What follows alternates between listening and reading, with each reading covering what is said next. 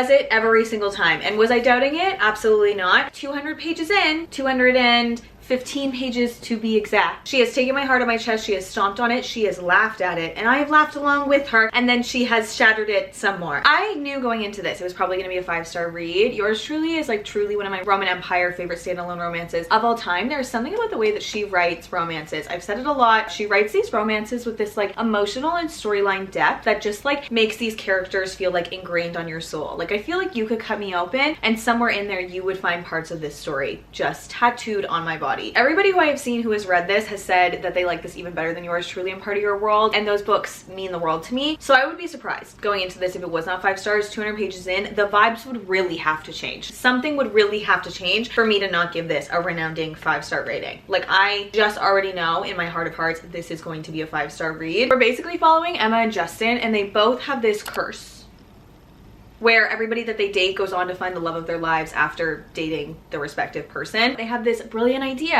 that why don't they date just for this summer to cancel out each other's curses. Emma is a big runaway from everything girly. She had a really hard childhood. She has a really interesting dynamic with her mother, and it's really well depicted in this. It's so emotional. The relationships with mothers in this, very emotional. She works as a travel nurse, and she ended up taking this contract in Michigan, which yes, this is the 3rd book to Part of Your World and Yours Truly in those interconnected standalone romances. We're at the same hospital, all that jazz, but she's only here for 6 weeks, so nothing can really happen. But from the moment they meet each other, the best way that I can describe it is something that she said in here, which is being hit with a love truck. A piece of my heart already lives with them. That's just like no questions asked. This book is ripping my heart out, and I'm enjoying every single second of it. Every single time that I go to pick this up and read it, I've only really read it twice, like in 2 sittings. I just like forget that I'm reading. Like I just don't even notice that I am. I don't like have the urge to pick up my phone. I'm just existing in this book and in this world, and it makes me so happy. Also, if you can't tell from all the annotations that are in here so far, I'm loving her. I love her writing. I love how she makes me feel. I knew this was gonna be a 5-star. Like it was just, I felt it in my bones. I think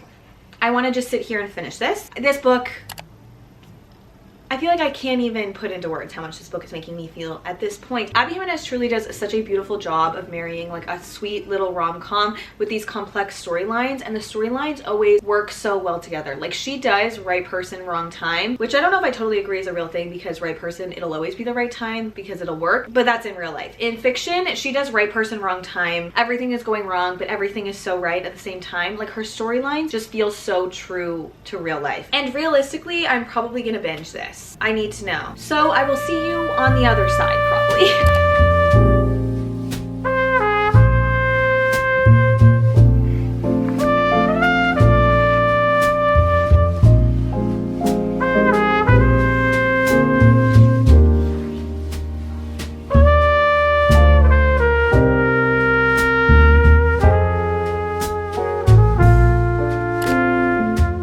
She describes falling in love and like the characters just like slowly growing into what I'm assuming they will become feels like the most beautiful part of being alive. Like loving the people that are around you, it's like the unique human experience that makes us human, is like being able to love and like have your people and like feel things so deeply. And I feel things so deeply, especially when I'm reading. So reading about characters and how the way she describes these emotions in ways, it's exactly the way that my brain feels emotion. It's just, she has love to a T. She does love like no one else.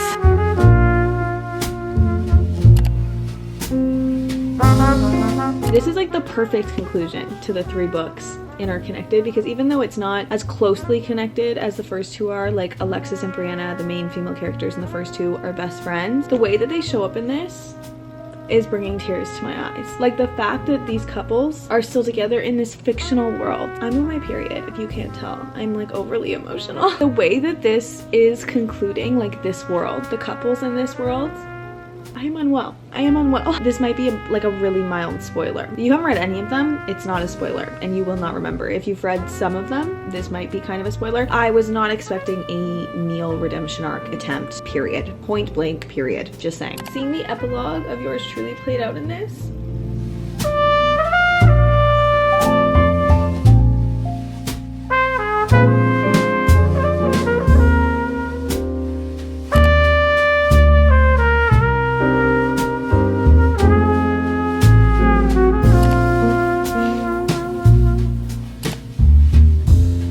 I quite seriously with every single fiber of my being. Never thought I would be someone who was crying on the internet. The amount of time that you guys have seen me like this, but Miss Jimenez, you are going to be my undoing. This is embarrassing. This is embarrassing. There are many things in life that exist on a spectrum. Trust, kisses, love. You can love someone and still not be willing to give up your way of life for them. And then there are those you love who you take a bullet for. It's all the same emotion, just different levels. I've lived on the low, safe side of everything. I kept my friendships at an arm's length and my relationships even further away. I never fell for anyone and I never let anyone close enough to try. Out of contact, I get that that's not that sad, but you have to admit it is beautiful.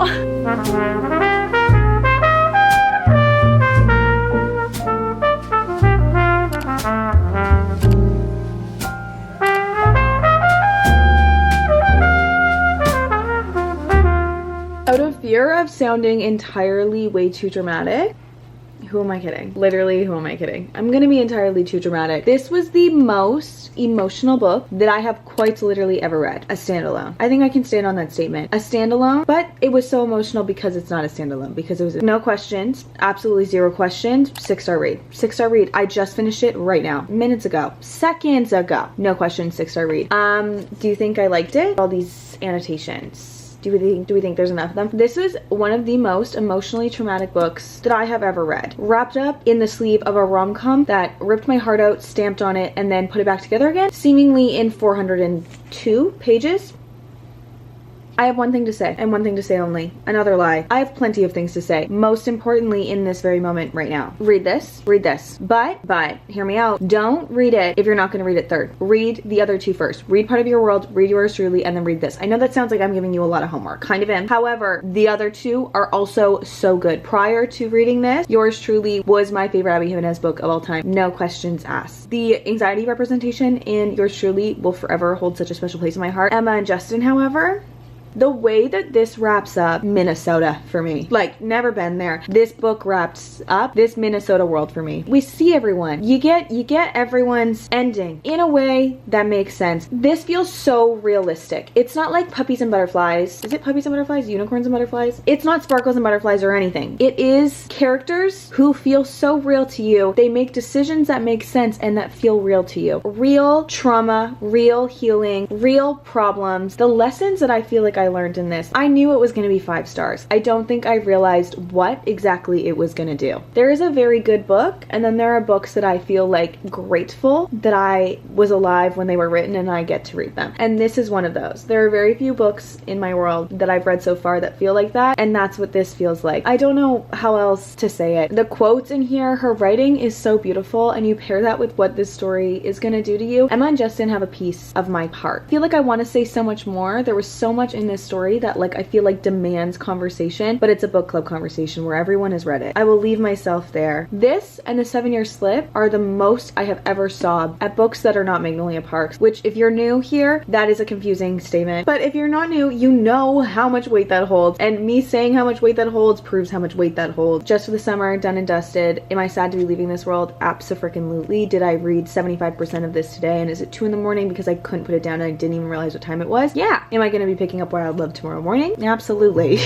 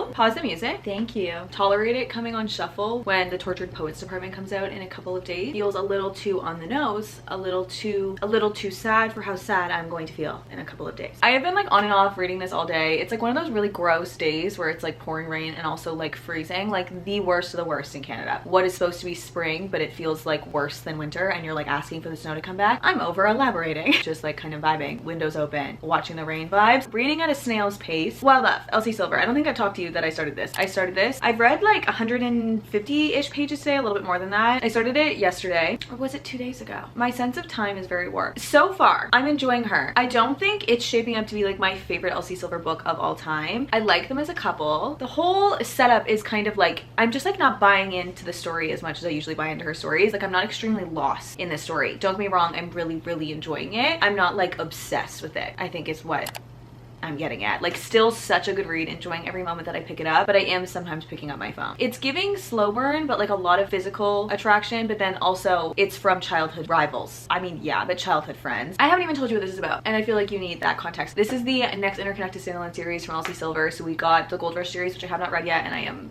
going to read this summer. And then we have Chestnut Springs, and then now Rose Hill. And Ford Grant, Willa Grant from Chestnut Springs, the main guy in this is Willa's brother, which is the main character in Heartless, the second book in the Chestnut Springs series. That felt like a lot of mind mapping. He is the world's sexiest billionaire, which Elsie Silver is not in the billionaire romance to my knowledge yet, and I'm eating up the billionaire-ness of this. However, the fact that he's a billionaire is kind of just like add-on information. Like he's still a country boy. We're still in Rose Hill, which from the map that is in the beginning of this book, and for anybody who does not know Canada, it's like Alberta and then British Columbia, and it's like Chestnut Springs, Rose Hill, and then where the Gold Rush series takes place. I don't know what it's called. And they're all like kind of in a line. In the western part of Canada, it's still like cowboy-esque, but it's a lot less cowboy-y than Chestnut Springs, because in Chestnut Springs they do cowboy activities. Over elaborating, his best friend from childhood, West, has this younger sister named Rosie, which yes, I do. In the beginning, I was picturing Rosalie from Twilight while reading this, which is not what this character looks like. However, the fact that they don't use Rosalie a lot and she says Rosie most of the time, I can deal with it. My brain has been able to separate it. Will and Ford's dad was like this professional, amazing musician from this cool band, and they used to go to Rose Hill in the summers, and that's how him and Wes got really close. They've been friends forever, and he's always had this crush on Rosie since forever. And she also kind of is realizing now that she definitely had a crush on them looking back, but they have this like bickering, this like sibling-y behavior.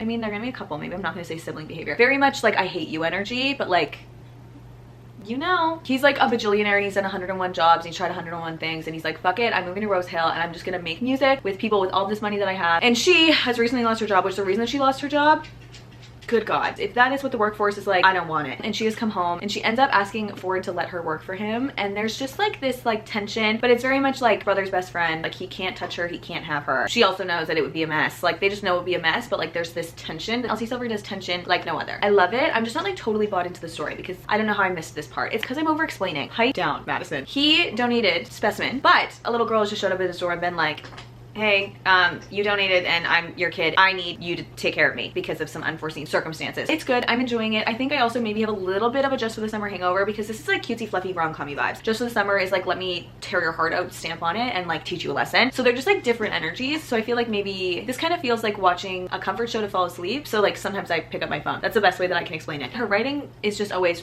chef's kiss. We'll see how much more I can get done tonight. Kind of hoping that I would finish this today, but I've been reading on and off for like 12 hours and I've made it this far, so it's like truly not looking good. Sometimes I surprise myself because how the actual fuck do I do the 24-hour reading challenges and read like 4 books, and then I like read for an entire day what feels like I do nothing but read, and I read like 150 pages. Don't know what that's all about.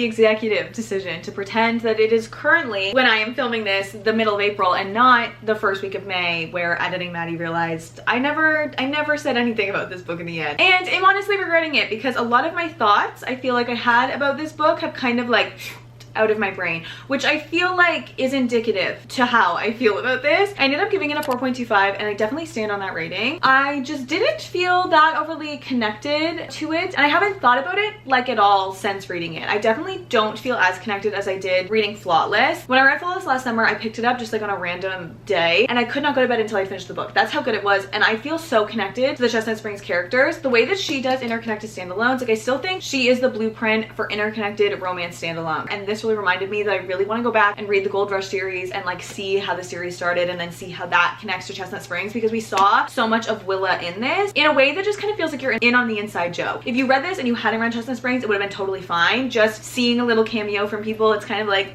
I know what's going on, and I love it. Did I enjoy every single second of reading this? Absolutely. Like, I get so lost in Elsie Silver's writing. I find it so easy to just like stay in her world. I just like don't feel that overly connected to the story, and I don't know if I don't buy it. I don't know if I wasn't in the headspace for it. It definitely didn't hit as hard for me as Flawless did to like throw me into wanting to read the entire series like so quick, and I would still recommend it to literally anybody. Like, these country cowboy romances just like have a piece of my heart. I love them so much. However, this one is a lot less country cowboy. It's just like a country romance. There's no cowboy. But I've heard that it's going to be all single dads in this series, which is a trope that I never really knew that I could get into, but I can get behind this, Miss Elsie Silver. Also, same with Chestnut Springs. Once you get like more into the series, you start to care more about the characters and they start to matter more, and I feel like by the end of it, I'm still gonna really care. I really liked it. It just like is without a doubt not my favorite Elsie Silver book, and the Chestnut Springs series just like lives top tier for me right now, and we'll see where Gold Rush compares. It is Emily Henry release day. It is April 23rd. My pre-order just told me that it was ready to be picked up. So you know what I'm gonna do? I'm gonna run, I'm gonna get a coffee, and I'm gonna get this book, and I'm gonna sit my little butt down, and I'm going to read all damn day, because there is nothing that I want more than the feelings that Emily Henry gives me.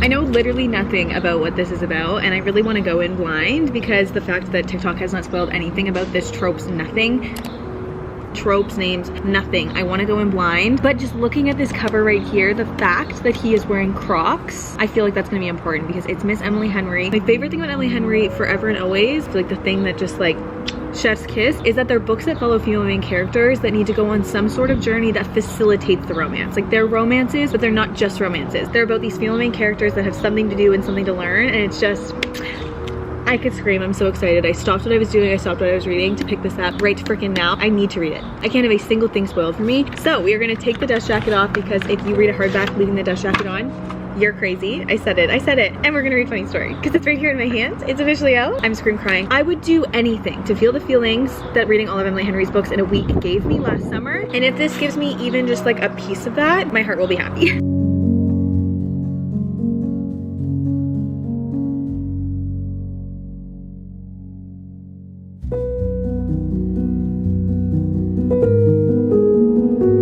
You know when you are already annotating on page 1, like the second paragraph, it's gonna be amazing.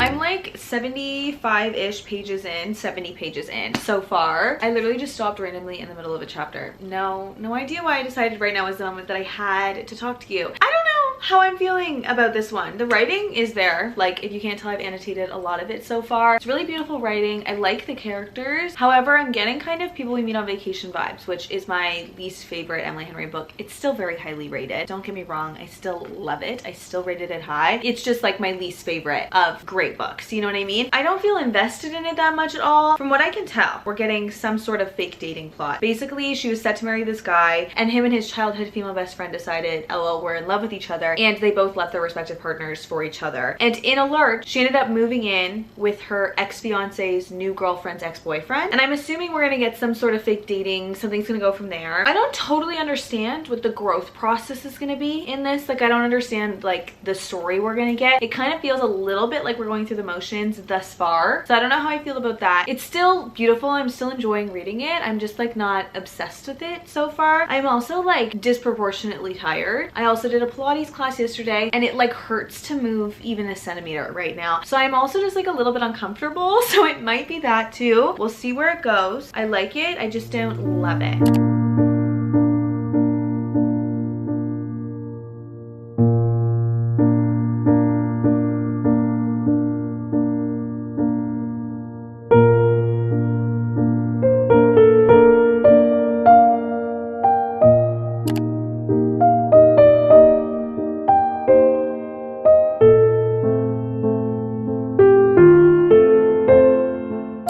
just passed halfway in Funny Story. There's like 380 pages and I am on page 221. And I think I'm lying to myself. I've been lying to myself. I think I stay lying to myself. I don't know. I fear I'm in a little bit of a reading slump. I do. It's been going on for like a little bit. I'm just like not as enamored by things as I normally am, which I hate. And I hate that it's for when I'm reading this, because part of me thinks that it would be a 5-star amazing. I'd be loving every single second of it. I don't want to put it down. If I was in a different headspace, I'm just not loving it. I've been lying to myself and saying like, no, you love it. You just like aren't that caught up in it yet. And like maybe that's the case. Maybe the second half of it is going to completely change my mind. But so far, I don't love it. I still don't really know what the plot is. Like I still don't really know where it's going to go or like what's going to happen or like why. I feel like my favorite thing about Emily Henry books is that it's like we're following a girl. She needs to go through something. She like has this journey that she needs to go on that's like identifiable. And then there's also a romance. And that's definitely like still kind of what we're getting here. Maybe not in the same way. Maybe not in a way as that I care as much. Literally, what are the characters' names? I've read this like 20 minutes ago. What are their names? Daphne and Miles. That's, yeah, see, I should know their names. The whole premise of this is good. And from the beginning, I was like, this is gonna be really good. I feel like with Emily Henry stories, I usually always like, I see why the girl wants to be with him so badly and like why she's going on this self-growth journey, like that is brought on by the fact that she has feelings for this guy. I don't get it in this one. Like I don't get what he's bringing out in her other than wanting her to stay in the city. I could just be a little bit clocked out. I'm gonna try and clock in. We're clocking in for work now. I want to finish this. I want to like binge it. Pretty much how I read all the other Emily Henry books and I was so lost in the story. So I'm hoping that I can just get lost in this because I can't imagine that there's an Emily Henry book that I'm just not gonna love. Like it doesn't compute in my brain. I stay lying to myself saying that I'm enjoying every single second of this. I keep thinking about like if I were to do like a re-ranking of them, because I have a very clear rank of the first 4 books that she has out, and if I were to rank them, like so far this is sitting at the bottom, which just feels wrong in my head. Like it just feels like this release that we've been waiting for, it can't be at the bottom. We're gonna try and get back in here now and we'll see where it goes.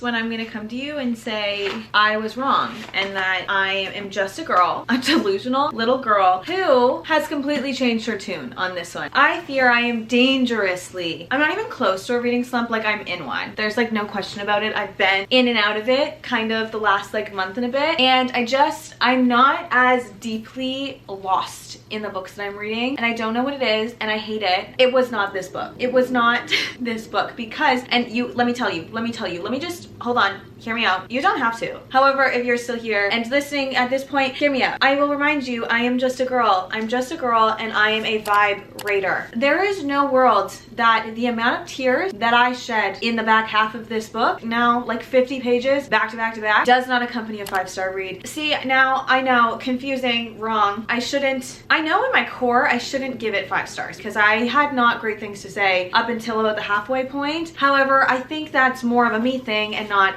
the book thing. I wasn't taking it for what it was, because if you look at all of the annotations in here, you really just like, you take a gander at all of them. Like I clearly liked it. I was just being a girl. I'm just a girl. I think I realized at the end of this how much I was lost in this story, how much had happened, and how much like I inadvertently, without realizing it, cared about these characters. Is this my favorite Emily Henry story to date? No, absolutely not. Is it my least favorite? No. It's my ratings. I get to pick. It's a 5-star read for me. It's not 6 stars like Happy Place and Beach Read were for me, but it's like right up there with Book Lovers for me. I think that if I went in when I read the first Emily Henry books, this would have without a doubt been a 5-star, no question, from the beginning. I feel like this story had a bit of a wandering plot, a little bit. Like the thing that was holding the story together like glue was the romance, which is not what I expected from an Emily Henry book. From an Emily Henry book, it's usually like the main character's growth, and she went through a lot in this book, but I couldn't identify what her plot and character arc was going to be until later on in the book. But my god, when we got it, I want to say a tear was shed, but it was more like a waterfall fell out of my face. I have made a habit of sitting in my bed at 8:30 in the morning sobbing. I don't know if that's definitely not where I saw myself at 25. This story ended up hitting really hard for me. I think I felt very connected to this story in the end. The end ended up being so emotional. There were so many quotes in this that like I feel like I grazed over early on, and like sentiments that I grazed over early on that I just kind of I was missing the bit. And when they all wrapped up together and they came back and they mattered in a really big way. I wish I could reread this. I also know it is a 5-star because I wish that I could start it over and feel these things again for the first time. I honestly think I do need to do a reread one day and like make sure it is a 5-star, because that first half, I think it was me. I don't think it was the book, because I love her writing. I just like don't feel connected to anything a little bit. Feeling a little numb when it comes to books, and that's not this book's fault. And I know it is a 5-star because I've seen a lot of negative stuff about it and a lot of people saying this is their least favorite Emily Henry book. I've also seen a lot of positive, but when I see those negative reviews, I'm like, I don't agree. And I get where you're coming from, but did you finish the book too? Because I kind of felt that. It doesn't change anything for me. It's gonna be a 5-star for me. It's not shocking because it's Emily Henry. It's shocking because it wasn't gonna be. I really didn't think it was gonna be, and it ended up to be. I feel a changed person having read all of Emily Henry's books. Like I feel like this reminded me how Beach Read and Happy Place made me feel. I was planning on ending this video here. That was the initial plan. However, today is April 30th, and for those celebrating, it is Powerful Day. And you know, since I have you here, I'm thinking that we just avoid responsibilities for just one more day and we pick up Powerful, the second book, Powerless, the novella, before Reckless comes out. I think I'm truly just in the mood to cry, and I feel like this will make me cry. I know it will. If you're asking why I have two, it's because I'm stupid. I went out this morning, I got my coffee, I went to the bookstore, I picked it up. I wanted the black cover, so I went to the bookstore and got the like exclusive edition. Got home, literally the second I walked up to my door, I got a notification the package was delivered, and I was like, a package? I did in fact pre-order it. So I never said I had much going on upstairs, okay? I never said that my two brain cells work together to conclude or be smart in any deducive ways. I now have two. I also asked you guys on Instagram which one I should read, because there was like no doubt in my mind it was gonna be this one, because obviously they match so much better, and this one's winning, and now I'm conflicted. And on another more bitter note, what the fuck, publishing? Why is this purse-sized? This is a tiny book. Why is it so small? An impromptu fourth book in this video because it is also an April release. And hey, hear me out, it's 200 pages. I could just finish this today. Am I avoiding a lot of other responsibilities and even other books I should be reading for videos that you will see later on? 100. However, because it's in this video, it feels productive and I want to cry, and this will make me. I think that's the right call.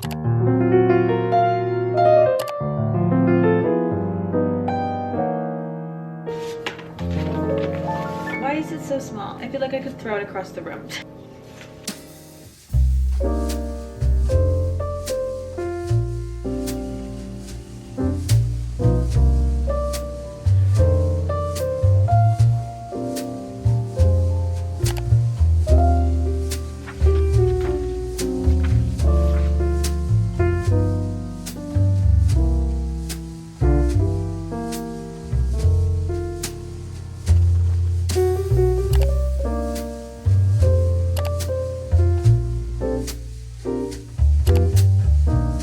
In the last couple months since I finished Powerless, I've thought a couple of times that like maybe I was just in like the perfect headspace to read it, and like that's why it hit so hard, and that's why I loved it so much, like in the perfect, like that's what I wanted, romantasy written for romantasy readers. But I honestly had been questioning a lot if the writing was like amazing or if the story just like piqued my interest and was perfect for me, because it's her first book. So like obviously she's gonna get better with time and she's gonna write even better books, but reading this I am just reminded by how much I love this world and the way she writes it and the way she writes romantasy. This feels so much like a typical kind of romance just set in a fantasy world. Like it feels perfect as a novella. Like the fantasy elements of it, you're already so lost in the world and know so much about the world that it just feels like you're learning about another character. Like it just feels like you're diving right back into this world that you already know and love. I'm loving it so much so far. I am just short of halfway through. I'm on page 105. Can you tell how much I've annotated this? I'm pretty sure I've included some of the quotes up until now that I love. I can't. She writes romantasy like truly nobody else. I'm obsessed with this so far. We're following Adina and Mac, which if you've read Powerless,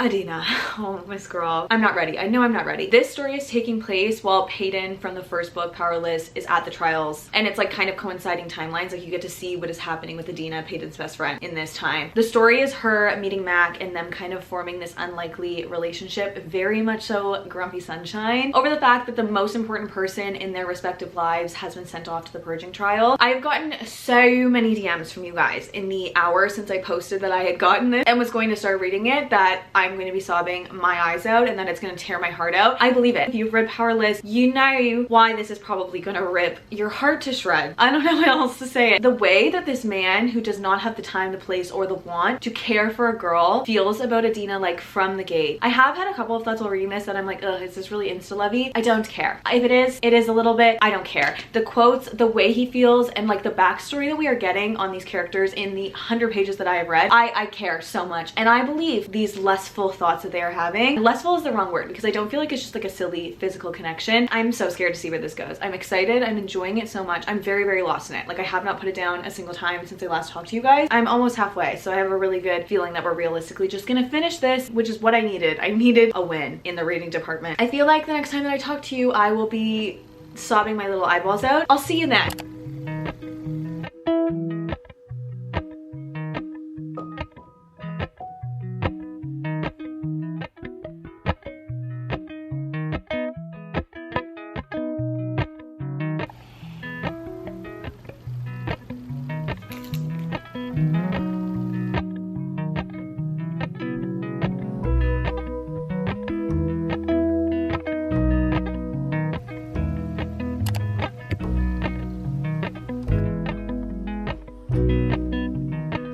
30 pages left, the night before the final trial. This is where I feel it's gonna get really bad.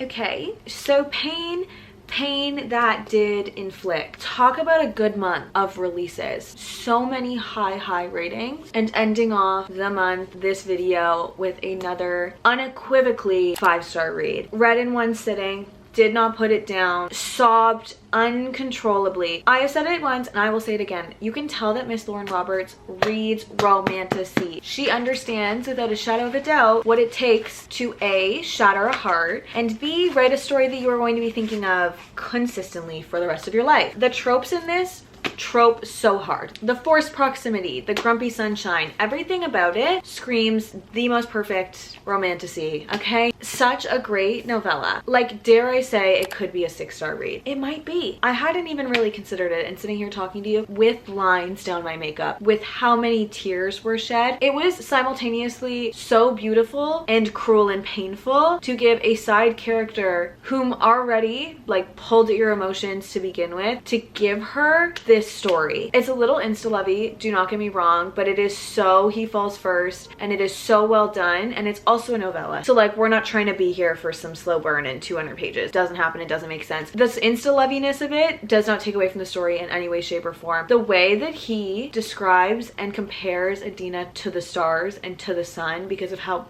brightly she shines, like, I'm gonna cry again. Miss Lauren Roberts, this is beautiful. This series is shaping up to be so beautiful. This world is so well developed and lives so separately in my brain. I feel like these characters, like, they're just all coming together to form like one big world and story. This was painful, but it was so beautiful and so beautifully written. Like, she does romance in this world to perfection. I feel like there's no more that I can say about it. If my annotations do not give it away, a 5-freaking-star read, and like one of the most dialed in I've been to a book in quite literally so long. With all that being said, that was our practically a month of reading new releases over the course of April. April was such a good month of releases, and I'm really glad that I decided to pick this up today and just add it to this, because clearly I just absolutely love sobbing on camera, because that's that's kind of what this was. If for nothing else, I hope my tears can maybe convince you to read some of these if you're in the market for some books to buy. I will never apologize for adding to your TBR because it's my job and I love it. Huge thank you again to Book of the Month for sponsoring this video. Truly no better partnership could align for reading new releases. So if you want to check out Book of the Month, which I highly suggest doing, make sure to use the code PETALS to get your first book for just $5, which is crazy because they are beautiful, stunning, amazing new release hardback. I hope you have a great rest of your day or whatever time it is for you, and I'll see you in the next one. Love you. Bye. You think I would be way more embarrassed absolutely sobbing on camera and then coming on to talk to you looking like I was just absolutely sobbing. However, I feel no remorse for it.